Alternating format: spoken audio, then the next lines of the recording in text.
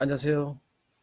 이번 두 번째 시간은 도시농협 기농기촌 스토리텔링에 대해서 말씀을 드리도록 하겠습니다. 지금 빈센트라는 노래가 지금 흘러나오고 있는데요.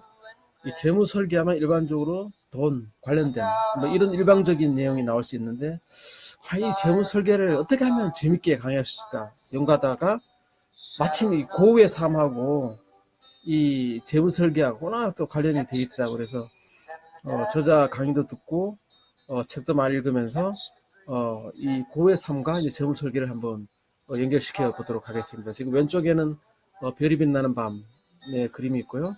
오른편에 있는 롱강에 이제 별이 흐리는 밤의 사진이 그림이 되겠습니다.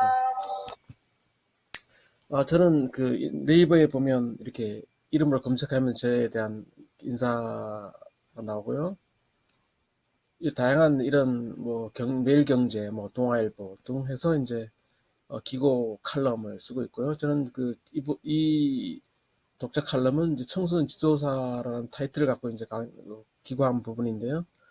그 청소년들 자살 예방에 대한 기사입니다. 그리고 또 여름 휴가 보내기 이런 것도 이제 해서 이제 농촌의 경제를 이제 활성화시키자 이런 차원으로 이제 기고도 하고 있고요. 언론을 통해서 이제 그 여론을 이제 형성하는 그런 과정이 있는 거죠. 특히 이제 농업 분야에 대한 이런 특히 이제 코로나로 위기에 처한 농촌을 살리자 이런 차원에서 이제 위기에 문득 드는 농업 걱정 이런 식으로 이제 기고를 한 내용이 되겠습니다. 그 재무 설계로 이제 들어갈 텐데요. 그 우리가 뭐든지 시작할 때는 이제 목표를 갖고 이제 시작하는 거죠. 이제 목표가 없다는 거는 키 없는 배와 같다 이런 얘기를 합니다. 그래서 인생의 비극이란 목표를 이루지 못한 것이 아니라 아무런 목표도 없이 살아가는 것이다 이런 말이 있고요. 아무것도 하지 않는 걸 후회하느니 차라리 실패하는 것을 후회한다 이런 내용도 있습니다. 자, 앞으로 이제 긴 시간 어제 보면 지금 유튜브 촬영을 하니까 몇 시간 될지 모르겠지만 짧게는 1시간 반, 2시간 이제 강의가 되겠는데요. 자, 본격적으로 우리 고우와 함께하는 별이 빛나는 밤이 흐르는 고우와 이제 재무 설계를 이제 출발을 해보도록 하겠습니다. 네, 효과음을 잠시 넣었는데 어떻게 좋았는지 모르겠습니다. 자, 이 생애 설계라고 이렇게 얘기를 해요. 보통 뭐 어디 인터넷에 보면 뭐 생애 설계 8개 등등 얘기하는데, 이 생자는 날생자고요. 이 애자는 왼쪽에 이제 물수변이 있지 않습니까? 이게 물가란 뜻이에요. 그러니까 태어나면서부터 맨 가장자리, 그러니까 맨 끝자리로 이제 간다. 그래서 이제 라이프 타임 이렇게 영어로 하면 이렇게 되는데요. 이 생애 이제 설계가 되겠습니다. 보면 이제 자기 뭐 경력을 관리할 수 있는 거고, 뭐 교우 관계, 뭐 인간관계 등, 뭐 직장 내에서 관계 등 이런 관계를 이제 관계에 대한 관계에 대한 부분도 이제 설계 내용이 들어가 있고요. 그 다음에 지금 앞으로 얘기할 이제 재무 관련된 이런 거, 돈과 이제 직접적으로 이제 관련이 되어 있는 거죠. 그리고 건강, 그죠? 건강을 잃으면 뭐 다 잃는다는 얘기 하는데, 이런 육체적인 피지컬한 부분도 이제 플래닝이 이제 들어가야 되는 거고, 자기의 삶, 여유로운 삶, 또 다양한 삶, 또 멋진 인생을 위한 이런 해법 찾는 이런 여가 부분도 이제 이 총체적인 생애 설계 부분에 들어가 있다고 판단이 됩니다. 통상 이렇게 경력, 관계, 재무, 건강, 여가를 동일선상에서 보고 이렇게 생애 설계를 이렇게 통상 얘기합니다. 근데 저는 이걸 어떻게 봤냐면, 가장 그 재무란 거는 경력이든 관계든 건강이든 여가든 뭐 다른 뭐 생애 분야든 이 부분을 뒷받침해주는, 추동해주는 것이 이제 재무다 이렇게 보고요. 이 재무란 거는 일종의 내가 이제 갖게 되는 그런 프리덤, 자유, 돈을 갖고 있으면서 느끼는 그런 자유, 그런 거죠. 그러니까 내가 돈이 있음으로써 경력이라든가 관계라든가 건강이라든가 여가를 통제할 수 있다. 이런 통제감이 아닐까라고 생각이 되고요.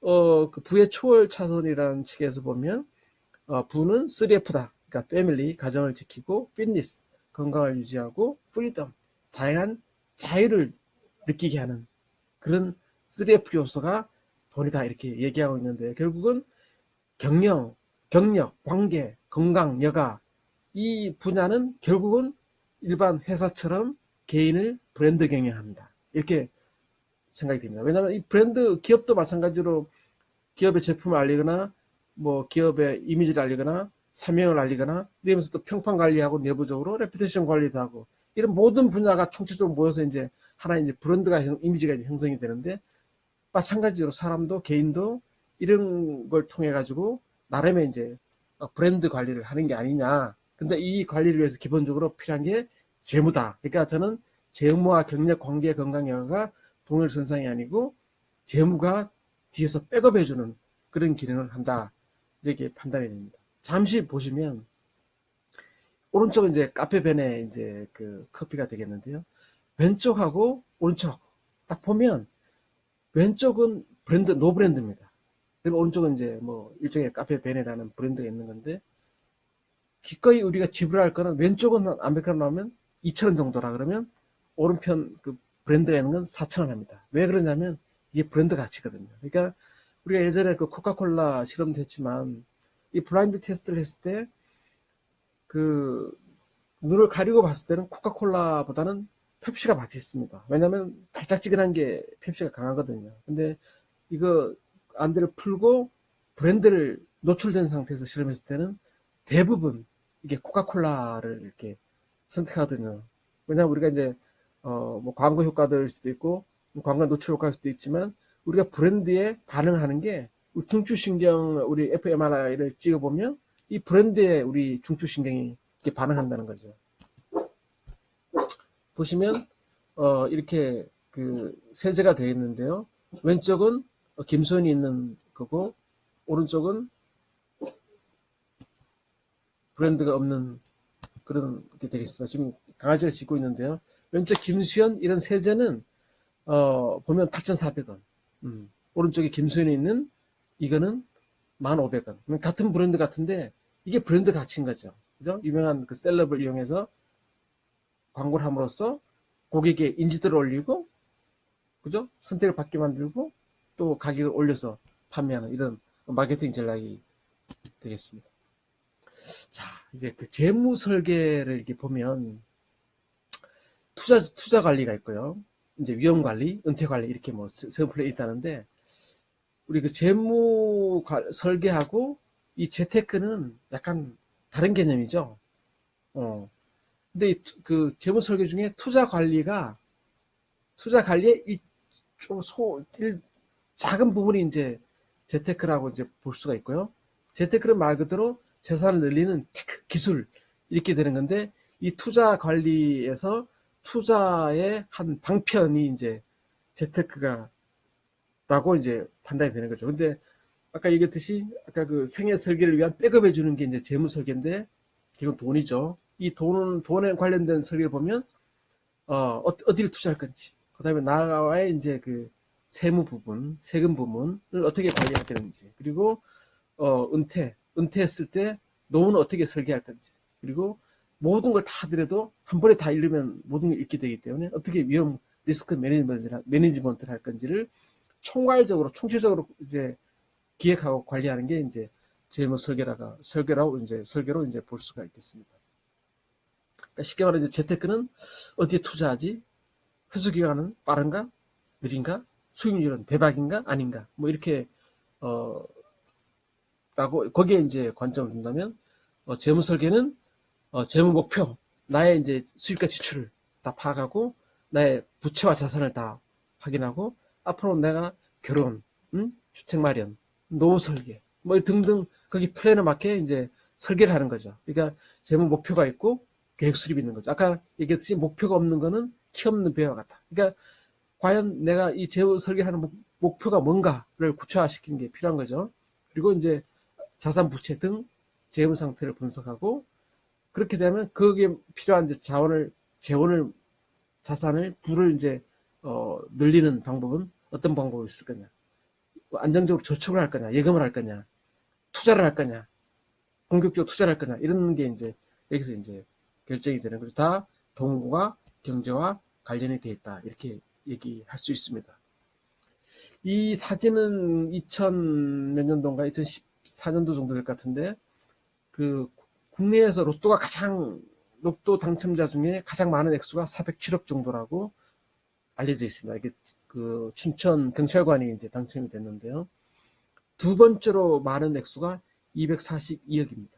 두 명이 1등이 나왔는데 22% 기타 소득세 다 차감하고 한 180 몇 억을 이제 받은 이 로또 1등 당첨자 얘기입니다. 근데 중요한 거는 이분은 보통 이제 로또가 당첨이 되면 숨겨요, 주위에. 당연히 숨겨야 되겠죠. 왜냐하면 이게 돈에 또 끼는 거 많기 때문에 비밀로 유지하는 경우가 많습니다. 그래서 근데 결국 이분은 이게 갑자기 돈이 이제 생겼으면 이게 무슨 계획을 갖고 해야 되는데 또 오픈해서 이게 또 설계를 받자니 자기 이제 1등 당첨 사실이 이제 탄원할까봐 숨기고 자기 스스로 이제 판단을 한 거죠. 어디 투자할 건지. 그래서 뭐 병원 투자해서 30 몇 억 이제 날리고 뭐 기타 등등 하면서 이게 모든 돈을 다 날려버렸어요. 결국은 1억 얼마 그 빌리면서 사기를 치는 바람에 이제 덜미가 잡혀서 이제 구속되는 그런 비운의 이제 그런 건데 대부분 이제 로또가 당첨자의 이제 말로가 좋지 않다 이런 얘기를 하는 건데요. 이분은 재무 설계가 필요한 거지 재테크가 필요한 게 아니죠. 그래서 재테크하고 재무 설계는 명확히 이렇게 있는 거죠. 재무 설계는 무슨 목표가 있고 목표를 향해서 그때 기타 세부적인 항목이 나오는데 재테크는 무조건 돈 어디 투자할 건가 수익이 얼마나 될 건가 이런 데 이제 초점이 맞춰져 있는 거죠. 그래서 우리 그 유명한 책이 있죠. 부의 초월 차선이라는 책에 보면 이렇게 인도가 있고 서행 차선이 있고 초월 차선이 있습니다. 그래서 과연 초월 차선으로 갈 거냐 서행 차선으로 갈 거냐. 직장이 가장 위험하다. 직장은 직장 플러스 수입이죠. 수입 있고 그다음 나온 기타 투자로 이제 부가 이게 형성이 되는데 이거는 서행 차선 마인드다. 이렇게 얘기를 해요. 그리고 초월 차선은 모든 부채 다 뺀 순이익 그리고 순자산이 진정한 부라고 이렇게 판단하는 그런 그렇게 이제 부의 방정식을 그렇게 판단하는 게 이제 초월 차선인데 근데 우리가 지금 젊을수록 시간이 결국 이제 돈이 되고 복리도 이제 결국 시간 싸움이 되는 건데요. 나이가 들면 이게 뭐 초월 차선으로 갈 수밖에 없는 거죠. 뭐 우리가 평생 뭐 100년 수백 년 살면 인도 차선, 서행 차선은 수행하겠지만 이제 우리가 앞으로 닥친 뭐 이런 문제를 해소하기 위해서는 또 급히 갈 때가 있어요. 급히 갈 때. 근데 급히 가다 보면 오히려 복권이 또 초월 차선이 되는 경우도 있지만 아까처럼 이렇게 망가지는 경우도 발생이 된다. 이렇게 볼 수 있습니다. 결국 이렇게 재무 설계 효과는 이렇게 통제력이 증대가 되는 건데요. 우리 그 AP 뉴스 통신에 보면 재무 설계를 받는 자체만 하더라도 행복도를 25% 높여준다 이런 얘기가 있어요. 그러니까 돈에 대한 생각하면 뭐 우울증이 온다는 분도 있고, 그죠? 뭐 편두통이 온다는 분이 많은데 이 재무 설계만 상담만 거치는 것만 해도 그런 그 심리적인 안정감을 주고 그다음에 그런 스트레스를 해소하는 효과가 있죠. 근데 기본적으로 통제력이 높아진다 이렇게 볼 수 있습니다. 퀴즈를 드리면요. 행복 빼고 다 살 수 있는 상품권 그리고 천국 빼고 다 갈 수 있는 여행권 이게 뭔지 아십니까? 네, 바로 돈입니다. 돈. 자, 그 돈을 끌어당기는 마법의 지갑이라는 책이 있습니다. 보면 한 8가지 지갑을 관리하는 법이 나와 있는데요. 혹시 여러분 지갑에 얼마가 있는지 아십니까? 그리고 여러분 지갑에 신권이 들어가 있습니까? 그리고 지갑에는 얼마가 들은지 아십니까? 그래서 지갑에는 신이 깃들여 있다 이런 말을 합니다. 근데 제가 그 심리학을 책을 읽다 보면 그런 얘기도 나옵니다. 만약에 여러분 지갑에 뭘 넣고 지갑에 넣고 다니다가 분실했을 때 그 지갑을 돌려줄 확률이 제일 높은 게 뭐냐?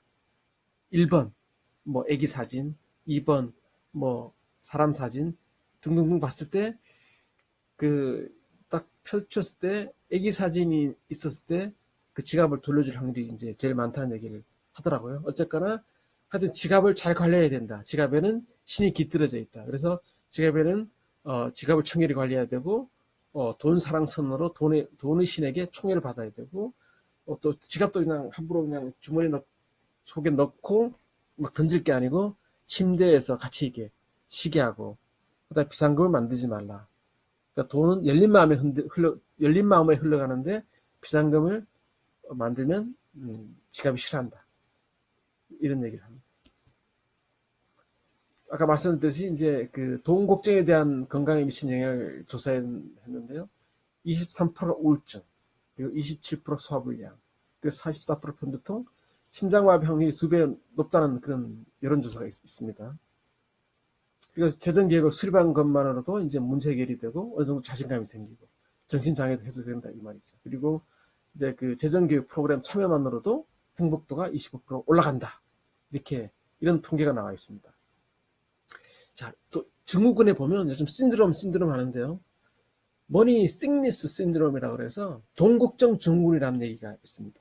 돈 걱정 증후군. 뭐냐? 예, 뭐는 아니고 우리가 통상 이런 말 하죠. 친구가 돈 걱정 안 하고 살고 싶다고 하길래 돈은 잘 있으니 너나 걱정하라고 알려줬다. 이렇게 우스갯소리가 있는데요. 이거 예전 2016년 중앙일보에 나왔던 이제 기사입니다. 왼쪽에 보면 돈 걱정 증후군을 진단할 수 있는 자가진단 체크리스트인데요. 보면 10개 항목이 있습니다. 3개 이하면 양호하고 5개 이상이면 돈 걱정 증후군을 의심해 봐야 되고 7개 이상이면 전문가의 상담이 요망된다. 이렇게 되어 있습니다. 잠시 한번 확인해 보시겠습니까? 어니 젤렌스키라고 이 심리학자는 이런 말을 했어요. 걱정의 40%는 절대 현실로 일어나지 않는다. 그리고 걱정의 30%는 이미 일어난 일에 대한 것이다. 그리고 걱정의 22%는 사소한 고민이다.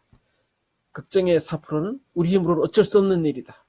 그리고 걱정의 4%는 바꿀 수 있는 일에 대한 것이다. 그러니까 즉 4%만 우리가 고민해서 해결될 수 있는 건 4% 남짓이다. 이런 얘기를 하고 있습니다. 그래서 이런 말이 있죠. 티베트 속담에 걱정을 해서 걱정이 없었으면 걱정이었겠네. 이런 말이 있습니다. 그리고 이 탈무드에 보면 우리 몸속의 모든 장기는 심장에 의존하고 심장은 지갑에 의존한다. 이런 말이 있습니다. 자, 오늘은 여기까지 하고 다음 시간에 이어서 말씀드리도록 하겠습니다. 감사합니다.